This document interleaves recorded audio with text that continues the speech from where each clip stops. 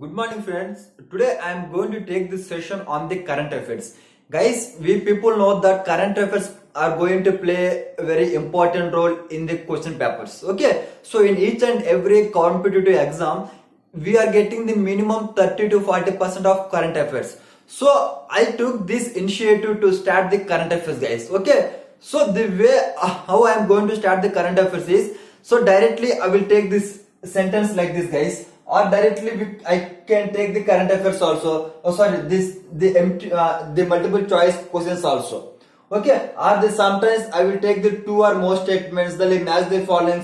Means simply in the one form or in the other form I am going to cover the current affairs, guys. Okay, so guys, today I started with this with five important topics that are in trending, guys, that are in the current affairs. So I request everyone to follow this current affairs and try to score the as many as marks in your examinations, guys. Okay, so with this I am going to explain in detail, guys, with each and everything, guys. Okay, so let us start my discussion with the first one, guys, that is Atmanirbhar Bharat. What is Atmanirbhar Bharat? Atma means what, guys? It is self. It is self. Nirbhar means self-reliant. Self-reliant India.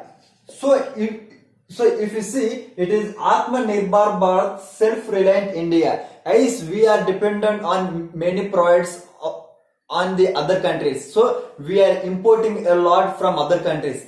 So but we have the many initiatives of preparing the products in the India itself. Okay, like we have the Make in India, guys. We have Make in India. So Make in India is the scheme to reduce the imports. To reduce the imports, so to make the products in the India itself. So it is equal to same, that is self-reliant Bharat. If we want to be self-reliant, if we not to depend on the other, then we should not import the products. We should not import the products, or we should import the less products and go for the things which are having in things that should be developed in the country itself. That's how we have Make in India Bharat, guys. Okay, this initiate, guys, we have Make in India Bharat in 2014 and all those times, but the Atmanirbhar Bharat has initiated during the, that is, COVID-19 package. So when the Sitaram,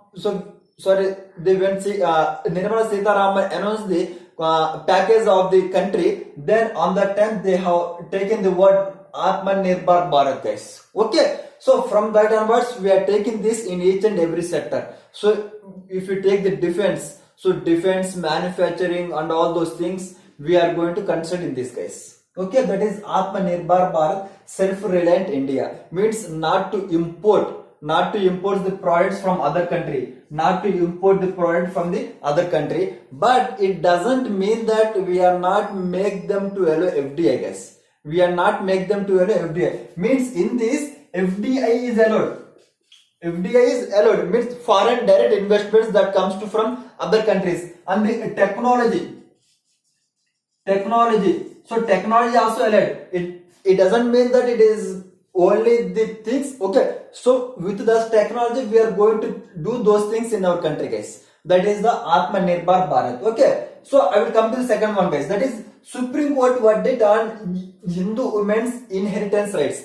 Guys, I wanted to take this. I said Supreme Court verdicts. It is not your verdict, it is not my verdict, it is not government's verdict. It is Supreme Court verdict. So what Supreme Court said on Hindu women's inheritance rights. So guys, wonderful and modern change method we have got, that is the Supreme Court said that the women also having the inheritance rights. So in respect to property. So if you see the Hindu Succession Act, in the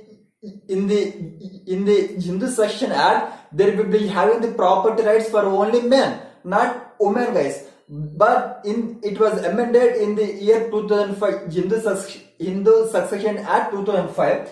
But right now the Supreme Court has made a verdict, means has said that the women are also having the property rights. As simply it is said that not only properties, they are having the inheritance rights. Inheritance means right from the birth.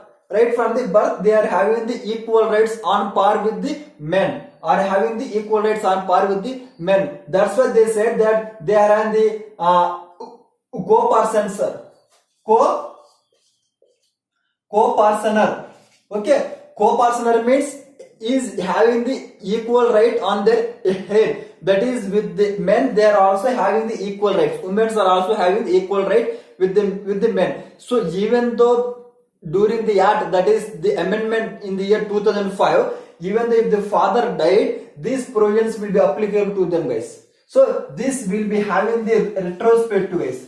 Retrospective. So during from the 2005 amendment only they have made. As we discussed, we have retrospective in the civil cases. Retrospective law. Okay. So, and one more thing, the Supreme Court informed the High Court to dismiss, okay, to dispose of all the cases which are pending with the High Court regarding this issue. Okay, regarding this issue. Okay, it's very good judgments, guys. Very wonderful. This we have Hindu women, guys. Hindu women includes in the rights. So in the law. So when we discuss the law, in the law, Hindu women includes Jain, Buddhism, Parsis, and everyone, guys. Okay. Okay, guys, this is about this second topic. So third question.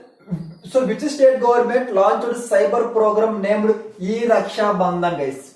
Okay, which state government launched cyber program named E-Raksha Bandhan? Guys, whenever we are having E implies electronic. E implies electronic means digital Raksha Bandhan. Here we have given the statements Karnataka, Gujarat, Andhra Pradesh and the Punjab. So let us discuss what E-Raksha Bandhan is. Okay, so if you see, guys, the state government of Andhra Pradesh, okay, the state government of Andhra Pradesh has launched the E-Raksha Bandhan on the eve of the Raksha Bandhan day. So what exactly Raksha Bandhan means?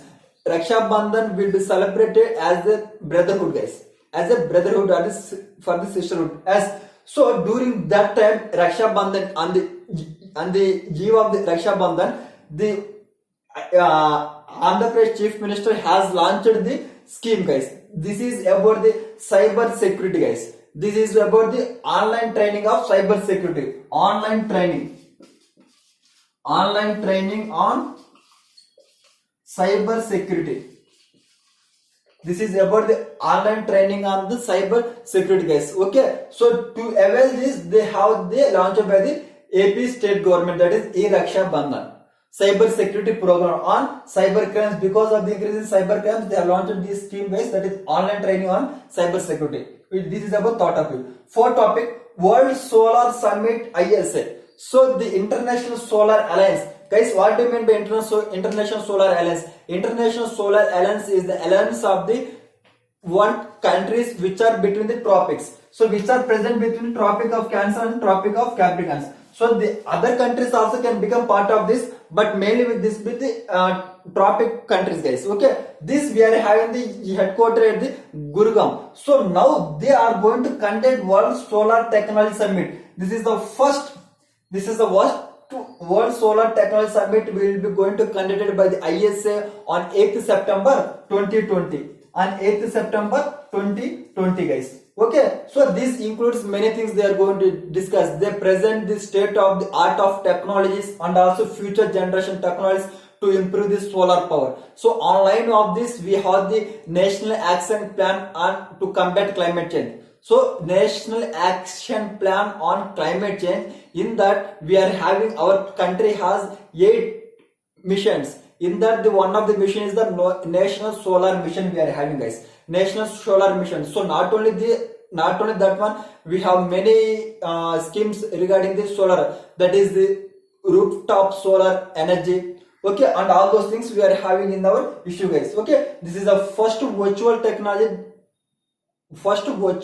summit that is going to organize on 8th September 2020, and the PM Narendra Modi is going to inaugural speech in this session, guys. This is about World Solar Summit. So the last question for today's discussion is the convention number 182. Convention number 182 recently seen in the news for the universal ratification is related to. This is very important topic. So what do you mean by convention 182? So this is the convention of the International Labour Organization. International Labour Organization Convention number 182. So International Labour Organization having the 8 fundamental conventions. Among that, the convention 182 is the one of them, guys. Okay, this is to eradicate or to prohibit the worst form of child labor. Option A is correct. The worst form of the child labor should be prohibited, such that the children having the free movement of their things, guys. Okay, so this we have adapted. This convention has adapted in the year 1999. That is by the International Labour Organization in the year 1999 have adapted this convention. That is convention number 182. This type of questions will be asked by the UPSC, guys. So they will give the convention. You should know the convention is related to which one.